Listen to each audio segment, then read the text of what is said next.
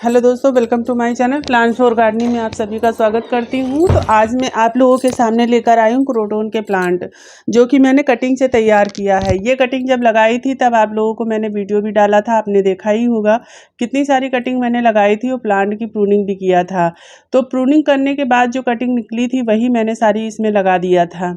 आप देख सकते हैं इसमें बहुत सारी कटिंग फेल हो चुकी हैं और बहुत सारी कटिंग हमारी लग चुकी हैं। मतलब एक से ज़्यादा प्लांट हमारे तैयार हो चुके हैं, 4-5 प्लांट तो हमारे तैयार ही हो चुके हैं।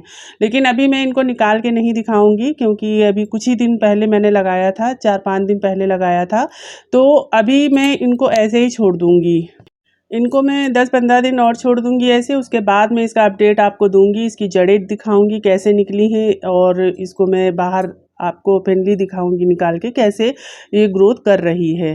तो अभी फ़िलहाल मैं ये वीडियो इसलिए बना रही हूँ कि बहुत सारे लोग कटिंग लगाते समय कुछ गलतियाँ कर देते हैं, जिसकी वजह से कटिंग नहीं लगती है। आज मैं आप लोगों को बताऊंगी कि कटिंग लगाते समय किन बातों का आपको ध्यान रखना है, ताकि आपकी कटिंग जो भी लगाइए वो 100% चले। तो सबसे पहले हम बात करेंगे कि कटिंग, देखिए मानसून का टाइम चल रहा है, तो आप कोई भी कटिंग लगाइए गार्डन में, जैसे हिबिस्कस है, अडेनियम को छोड़ के बाकी सारी कटिंग चलेगी आपकी, जो भी कटिंग आप लगाएंगे। तो इसमें कुछ बातों का ध्यान भी रखना पड़ता है। कोई भी कटिंग लगाइए, जैसे हिबिस्कस है, गुलाब है और येलो बेल है, टिकोमा का है, बहुत सारे ऐसे प्लांट होते हैं जो बहुत ईजिली तैयार हो जाते हैं कटिंग के द्वारा।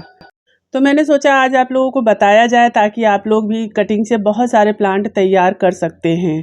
और कटिंग लगाते समय बस कुछ बातों का ध्यान रखना पड़ता है। तो सबसे पहले जो इसमें टहनी सूख गई हैं वो हम हटा देते हैं। ये हमने कटिंग से प्लांट तैयार किया, मुझे बहुत खुशी मिल रही है कि मेरे पास इतने सारे प्लांट तैयार हो गए हैं। देखिए कटिंग जब भी लगाते हैं हम लोग, तो उसमें से 100% नहीं होता है कि जितनी कटिंग हम लगा रहे हैं उतनी कटिंग हमारी चल जाएगी। उसमें से बहुत सारी कटिंग ऐसी होती है जो फेल हो जाती हैं, बहुत सारी ऐसी होती हैं जो लग जाती हैं। तो जो सूखी टहनियाँ इसमें से होती हैं वो हम हटा देते हैं, और जो लग चुके हैं प्लांट उनको हम ऐसे ही छोड़ देते हैं फ्री।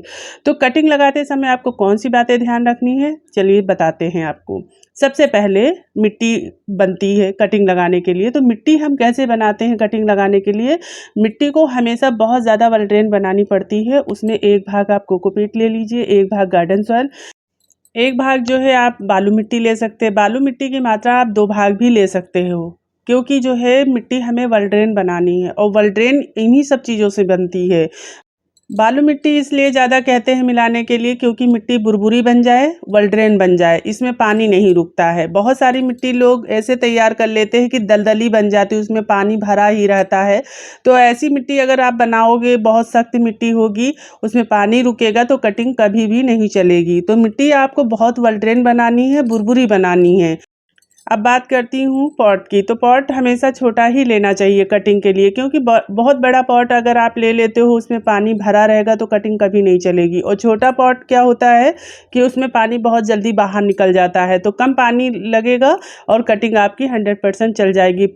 कटिंग जो है लगाने के लिए हमेशा जो है प्लास्टिक का गमला लीजिए, या फिर जो है मिट्टी का लीजिए, इसका कोई इशू नहीं होता है। हमने देखिए छोटे छोटे गमलों में लगा रखा है। ये प्लास्टिक के गमले 10 रुपए के मिल जाते हैं मार्केट में। तो मेरे पास विंटर सीजन के पड़े हुए थे, मैंने इसमें गुलदावरी वगैरह के प्लांट लगाए थे। और ये देखिए ये मिट्टी का गमला है, इतना छोटा भी आप पॉट ले सकते हो। मिट्टी के छोटे छोटे गमले भी आते हैं, तो इसका कोई इशू नहीं होता है। बस आपको ध्यान ये रखना है कि छोटा गमला लेना है, चाहे आप मिट्टी का लीजिए और चाहे आप लीजिए प्लास्टिक का। और नहीं, अगर आपके पास दोनों हैं तो आप जो है बोतल ले लीजिए, छोटी छोटी बोतलें आती हैं कोल्ड ड्रिंक की, उसमें भी लगा सकते। उसमें भी कटिंग बहुत अच्छी चलती, 100% चलती है।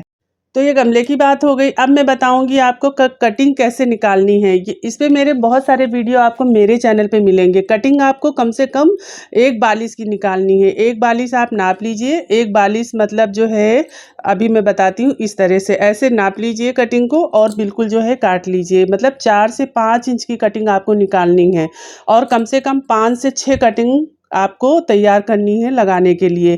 क्योंकि अगर आप एक ही सिंगल कटिंग लगाओगे तो वो नहीं चली, फिर क्या करेंगे आप? कम से कम 5 से 6 कटिंग लगाएंगे, तो उसमें से कुछ कटिंग चलेंगी और कुछ फेल हो जाएंगी।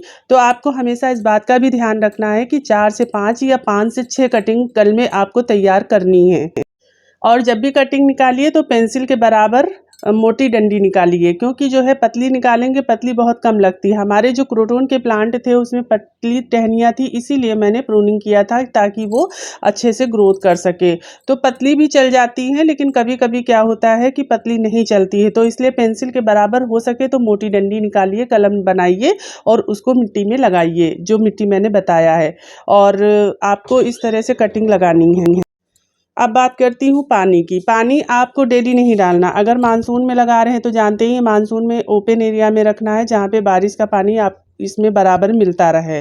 पानी आपको अलग से ऊपर से नहीं डालना है, आपको बारिश में ही इसको खुले जगह रख देना है, जहाँ पे बारिश का पानी इसको फुल मिल सके।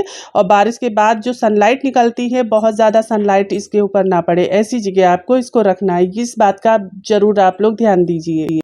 और इसमें कोई भी फर्टिलाइज़र आपको कटिंग में नहीं डालना है। वैसे मैं हमेशा ही बताती हूँ कि कटिंग में फर्टिलाइज़र नहीं डाला जाता। कोई भी फर्टिलाइज़र मत डालिए। जब प्लांट तैयार हो जाए उसके बाद में जब आप इसकी रिपोर्टिंग करें, तब आप इसमें पोटास है, बोन मील है, किचन वेस्ट का लिक्विड फर्टिलाइज़र है, ये सारी चीज़ें आप डाल सकते हैं। जब प्लांट बन के तैयार हो जाए तब। कटिंग में कोई भी फर्टिलाइज़र दोस्तों नहीं डाला जाता है। और एक बात आपको और ध्यान रखना है, अगर बारिश में आप कटिंग लगा रहे हैं तब तो तुरंत काटिए कटिंग और तुरंत मिट्टी में लगा दीजिए, बहुत अच्छी चल जाती है। और बारिश में कटिंग लगाने का टाइम ही होता है। अगर आप बारिश के बाद लगा रहे हो या बारिश के पहले लगा रहे हो तो कटिंग को आप मॉर्निंग में काट लीजिए, उसको पानी में कुछ घंटों के लिए छोड़ दीजिए, उसके बाद उसको लगाइए, तब जाके वो कटिंग हमारी चलती है। अगर इस टाइम आप लगा रहे हो मानसून के टाइम तो ये इशू नहीं होता है कि आप पानी में डालो उसको रखो। आप तुरंत काटिए, तुरंत मिट्टी में दबा दीजिए। बारिश का टाइम दोस्तों कटिंग लगाने का सबसे बेस्ट टाइम होता है, और उधर दिसंबर में भी लगाई जाती है कटिंग। तो आप बारिश के टाइम पे जो भी प्लांट आप चाहते हैं, एक प्लांट से 2 प्लांट बनाना, कई प्लांट बनाना, तो बारिश का टाइम सबसे बढ़िया होता है। आप इस समय कोई भी कटिंग लगा सकते हैं, सारी कटिंग आपकी 100% चलेगी, बस एक प्लांट को छोड़ के। आप अडेनियम की कटिंग बिल्कुल भी नहीं लगाएंगे, ना ही उसे काटेंगे, ना ही उसे बिल्कुल जो है काट के छोड़ेंगे, क्योंकि इस समय अगर आप काट लेंगे उसकी कटिंग लगाएंगे तो उसमें फंगल लगना जाहिर सी बात है। पानी पड़ेगा, बहुत ज़्यादा पानी बरसता है कभी कभी, तो उसमें फंगल लग जाएगा, वो प्लांट भी आपका मर जाएगा। इसलिए अडेनियम को तो बिल्कुल छूना ही नहीं है बारिश के टाइम पे, कुछ भी नहीं करना है उसमें, उसको ऐसे ही रख देना है शेडी एरिया में। लेकिन और जो प्लांट होते हैं जैसे हिबिस्कस है, क्रोटोन है, येलो बेल है, टिकोमा है, तो इन सभी प्लांटों की कटिंग आप इस टाइम पे लगा सकते हो। गुलाब की भी लगा सकते हो। बारिश के टाइम पे सभी प्लांटों की कटिंग इस समय चलती हैं। मैंने तो बहुत सारी कटिंग लगा रखी है। ये कटिंग मैंने इसलिए लगाई थी क्योंकि मैंने अपने प्लांट को और अच्छा बनाने के लिए प्रूनिंग किया था, और प्रूनिंग के बाद जो भी कटिंग निकलती है वो ही लगाना सबसे ज़्यादा बेहतर होता है, क्योंकि कटिंग बहुत ज़्यादा निकल आती है तो फेंकने से अच्छा है कि आप मिट्टी तैयार करके बारिश के पहले आप रख लो। उसके बाद में आप जब बारिश हो तो ये कटिंग जब प्रूनिंग करना हो तब आप तुरंत काट के आप लगा दीजिए। मेरे चैनल पे आपको बहुत सारे ऐसे वीडियो मिलेंगे जो बारिश के पहले तैयारियां करनी पड़ती हैं, कौन कौन से काम करने पड़ते हैं, बहुत सारे वीडियो ऐसे मिलेंगे, तो आप जाके देख सकते हैं। कटिंग लगाते समय आपको इन्हीं बातों का ध्यान रखना है जो मैंने बताया है। आपको ये भी ध्यान रखना है कि कटिंग जब भी लगाइए, जो पॉट होता है उसको कभी भी जो है बिल्कुल फुल धूप में मत रखिए, क्योंकि बारिश के बाद जो धूप निकलती है वो बहुत ज़्यादा नुकसानदायक होता है कटिंग के लिए। हल्की फुल्की निकलती है तो इसको ओपन एरिया में रख दीजिए, बारिश का पानी भी अच्छा पड़ेगा, हल्की धूप भी पड़ेगी, कटिंग आपकी 100% चल जाएगी। अगर बहुत ज़्यादा सनलाइट जलने वाली हो रही है तो आप इसको शेडी एरिया में रखिए, जहाँ पे बौछारों के साथ इसको पानी भी मिले और हल्की फुल्की इसको सनलाइट भी मिले। तो इन बातों का अगर ध्यान रखेंगे तो कटिंग हमारी 100% चलेगी दोस्तों। तो आज का वीडियो कैसा लगा? अच्छा लगा हो तो लाइक कमेंट शेयर कर देना, चैनल को सब्सक्राइब कर लेना। तो चलती हूँ, मिलती हूँ अगले वीडियो में। तब तक के लिए आप लोग अपना बहुत सारा ध्यान रखिए, बहुत सारा ख्याल रखिए। तो ओके फ्रेंड, बाय।